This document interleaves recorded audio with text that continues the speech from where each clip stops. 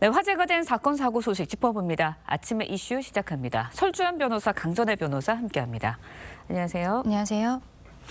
네, 먼저 이제 대전 초등학교 살인 사건부터 짚어보도록 하겠습니다. 고 김하늘 양을 살해한 혐의로 구속된 40대 가해 교사의 신상 정보 공개 여부 어제 결정이 됐고요. 오늘 신상 공개가 됩니다.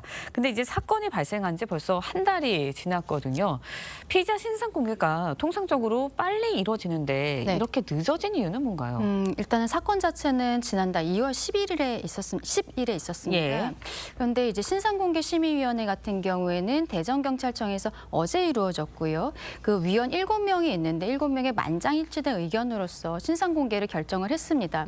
그리고 지금 가해자 같은 경우는 유추장에 수감이 되어 있는 상황인데 예. 이의 여부를 물어봤는데 이의하지 않겠다라고 해서 바로 오늘부터 30일간 대전경찰청 홈페이지에서 이 가해자의 신상이 공개가 됩니다. 네. 말씀하신 것처럼 이게 거의 한 달 만에 그 공개가 이루어지는 것이거든요. 네. 그러면 왜 그랬는가를 살펴보면은 당시에 김하늘 양에 대해서는 살해를 했지만 가해자가 본인 스스로도 자해를 한 부분이 있습니다. 그래서 병원의 중환자실에 오랫동안 예. 입원을 해 있는 상황이었었고요.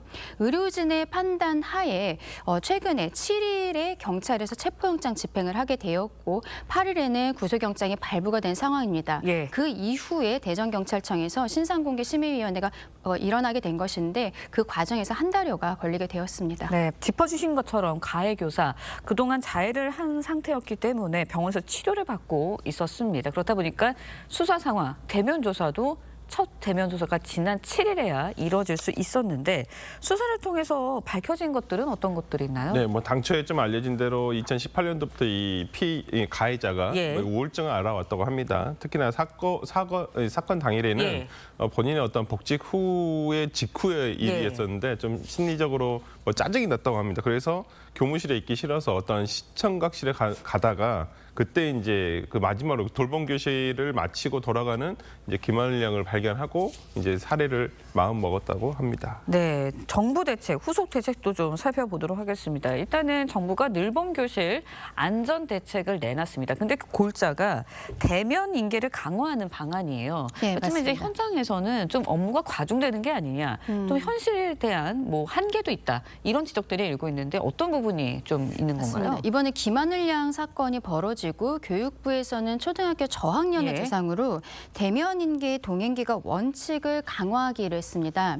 말하자면 돌봄 교실이 끝났을 때 학생을 교문이나 현관까지 직접 데리고 가서 거기에서 보호자에게 인계를 하는 방식입니다. 예. 근데 말씀하신 것처럼 현장에서는 인력이라든지 이런 것들이 쉽지 않다는 거예요. 왜냐하면은 큰 학교 같은 경우에는 같은 시간에 수백 명의 학생들이 현관으로 나가게 되는데 보호자를 뭐 사진을 갖고 있다거나 예. 이런 상황은 아니기 때문에 그렇죠. 일일이 확인하기가 어렵다. 그리고 선생님이 아이들을 데리고 교문까지 데려가는 상황에 교실에 또 다른 아이들 같은 예. 경우에는 아이들끼리 남아있는 이런 시간들이 있을 수 있기 때문에 현실적으로 조금 어려운 부분이 있는 것이 아닌가라는 지적들이 나오고 있습니다. 네. 다만 여기에 대해서 교육부는 지난 6일 기준으로 7,200명의 인력을 더 지원하겠다라고 밝히고 있는 상황입니다. 네, 국회에서도 뭐 하늘이법 추진 중이라고 하는데 조속한 대책이 좀 마련이 됐으면 하는 바람이고요. 이번에는요, 방송인 백종원 씨가 대표로 있는 더본코리아 의혹에 관해서도 좀 짚어보도록 하겠습니다. 더본코리아가 생산하고 있는 된장에 중국산 원료를 사용했다는 의혹이 제기가 됐습니다. 먼저 사건이 어떻게 벌어지게 된 건가요? 그러니까 업계에 따르면 그 더본코리아 백석공장이라는 예. 곳이 있습니다. 이곳은 이제 충남 예산군 오가면에 소재하고 있는 곳인데요. 여기에서 백종원의 백석된장이라는 곳에 이 제품 뒷표기에 보면 예. 그 원료가 있지 않습니까? 그렇죠. 거기 보면 중국산 계량 메주 된장하고 그다음에 미국 캐나다산 호주산 대두, 그다음에 미국 호주산 밀가루 등이 포함되어 있는 것들이 발견이 예. 됐는데요.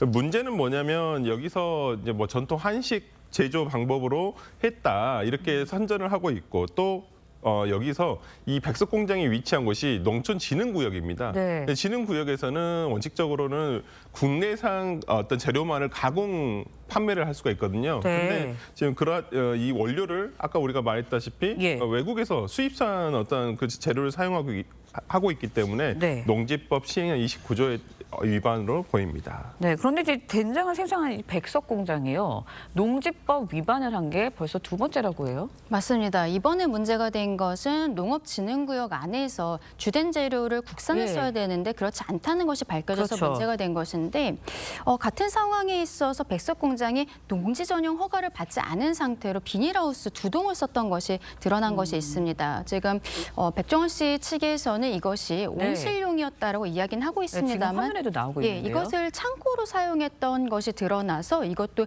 이미 고발 조치가 되어 있는 상황입니다. 네, 일단은 뭐 더본코리아에서는 사과 입장을 밝히긴 했어요. 구체적으로 어떤 입장을 밝혔나요? 네, 그러니까 뭐 무리를 일으켜서 죄송하다라고 예. 얘기를 하고 있고요. 법령을 전부 다 이해를 못하고 지금 장류를 만드는 데 있어서 국내산 재료를 수급하기 어려운 현실이 있다. 그래서 네. 이제 수입산을 쓸 수밖에 없었는데 이러한 관련해가지고 생산 방식을 전환하기 위해서 노력을 하고 있다라고 지금 밝혔습니다. 네, 알겠습니다. 그런데 더본코리아요. 앞서서 통조림 햄과 관련해서도 논란이 있었습니다.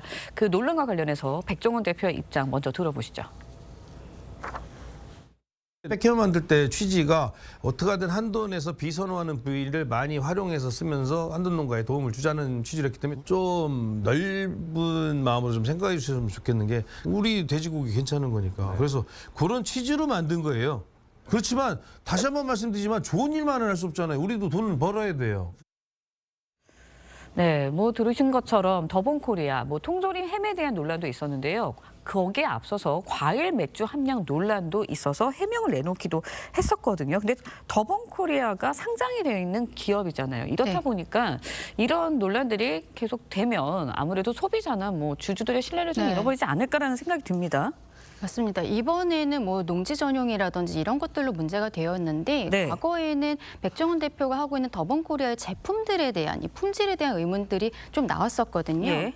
대표적으로 백햄이라는 것이 있습니다. 그렇죠. 햄인데 선물 세트를 45% 할인 판매를 한다라고 했는데 나중에 보니까 성분이 좋지 않았던 거예요. 그리고 더본코리아의 산하에 있는 연던볼가치에서 과일 맥주 감귤오름이라는 것을 제품을 출시하기로 했었는데 그때 감귤의 함유량이 너무 적다라는 것이 또 드러나면서 굉장히 좀 문제가 됐습니다. 마지막으로 밀키트에 닭고기를 쓴 예. 것이 있는데 이것도 국산이 아니라 브라질산 닭고기를 쓰면서 결과적으로 더본코리아가 광고하는 것처럼 어떤 상생이라든지 이런 것보다는 수익성에 대해서 너무 중시하고 있는 것이 아닌가라는 지적들이 나오고 있는 상황입니다. 네, 알겠습니다. 오늘 말씀 두 분 말씀 여기까지 듣겠습니다. 강전혜 변호사, 설주한 변호사였습니다. 고맙습니다.